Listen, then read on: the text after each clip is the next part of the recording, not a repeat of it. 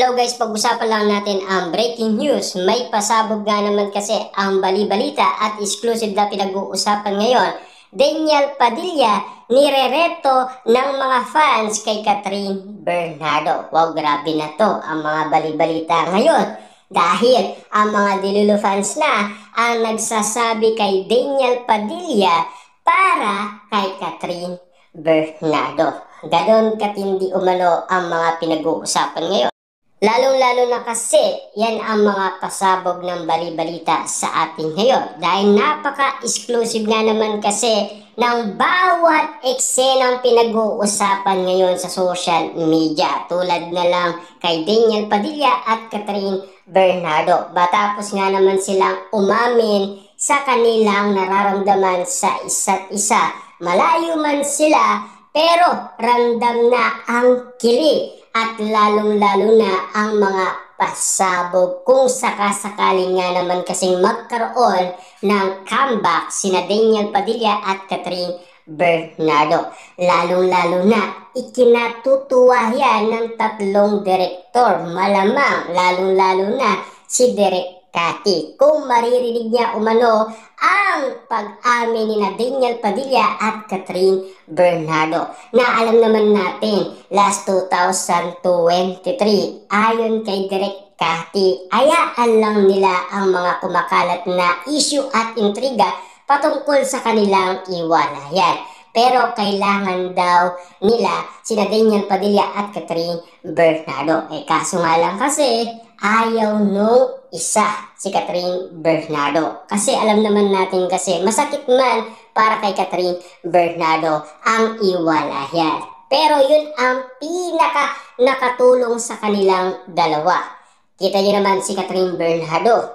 Lalo pa siyang naging blessing sa nangyaring iwalayan. At lalong-lalo na si Daniel Padilla naging matatag umano sa lahat ng pagsubok. At hindi siya sumuko at lumaban siya. Lalong-lalo na pinatunayan niya ang kanyang sarili kahit walang Catherine Bernardo. Nahihirapan man siya dahil iniisip niya pa rin si Catherine Bernardo. Kasi mahirap nga naman kasing manibago sa bagong project ni Daniel Padilla kung matagal niya nang kasama umano si Catherine Bernardo. Pero yun ang mga kapagsubukan sa kanilang dalawa, lalo-lalo na sa kanilang pagmamahalan. Di lang natin alam kung papaano nila ito ipaglalaban ang kanilang nararamdaman.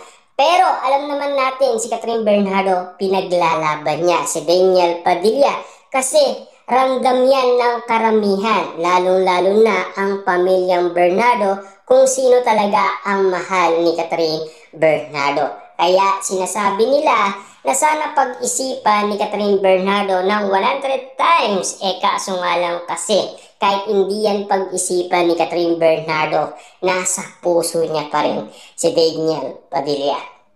Kasi alam naman natin ang bawat moment na nangyayari ngayon.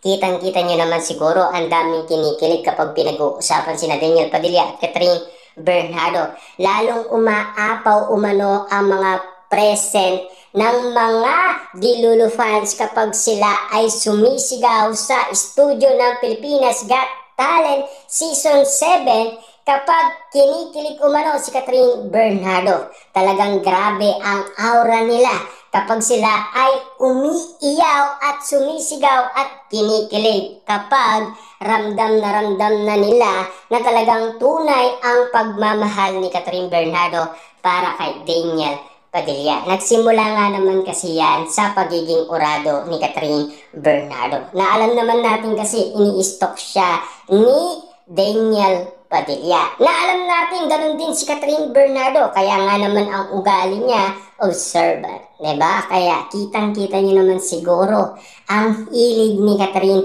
Bernardo ang manood ng incognito ni Daniel Padilla. Kung sakasakali man silang dalawa ang magkaroon ng action movie na tulad ng ginagawa umano ni Daniel Padilla, diba? Kakaiba. ang bawat eksena na talagang hindi natin alam kung papaano ito gagawin. Pero alam naman natin kasi na kilala ang Katniel sa kiligan dahil yun ang pinanood ng karamihan, lalong-lalo na ang mga Delulu fans. Kaabang-abang na kasi ang bawat eksenang pinag-uusapan niya ngayon patungkol umano kina Catherine Bernardo at Daniel Padilla. Nagpapatuloy lang na talagang nagugulat na lang ang karamihan dahil sa pag-amin nila Daniel Padilla at Catherine Bernardo. Siyempre alam naman natin kapag ganito ang sitwasyon na naririnig nila, sila ay kinikilig at natutuwa. Lalong-lalo na napapawaw tayo sa mga balibalita at exclusive na pinagkakaguluhan sina Daniel Padilla at Catherine Bernardo. Lalong-lalo na kung pinagsisigawan ng mga Delulu fans ang ganitong eksena. Lalong-lalo na ang sinasabi nga naman kasi ng karamihan kung talagang nagkabalikan sila or nagtatago lang sila ng lihim nila. Kasi ika nga ng iba, magaling talaga ang mga artistang magtago ng kanilang lihim. Ngayon kasi ang mga pinag-uusapan na baka daw nagkabalikan na yan. Kasi yung mga moment na nakikita ng mga tao, doon kasi nila kinukuha ang kanilang reaction or kanilang sinasabi. Dahil yun kasi ang mga pinapakita ni Catherine Bernardo at Daniel Padilla na sinisigurado nila na tama talaga ang hula nila. Kaya inuulaan sila na nagkabalikan na sila. Kaya ang fans umaasa na tama nga naman kasi ang mga issue na naririnig nila. Kaya nga naman sila ay kinikilig at kinababaliwan ulit nila sina Catherine Bernardo at Daniel Padilla. Maganda nga naman kasing pasabog yan na kwento-kwento umano ng iba't ibang mga netizens, lalong-lalo na mga Delulu fans at mga sausawerang kapitbahay ang patungkol sa nangyayari kina Daniel Padilla at Catherine Bernardo. Na sana, ganun nga naman sana ang maging mangyari kina Daniel Padilla at Catherine Bernardo. Kung umaamin man sila at nagpaparamdam man sila na sana makita natin na magkadikit na sila at magpakilig na sila, lalong-lalo na yung arutan nila at kulitan nila kapag sila ay magkasama na, di ba?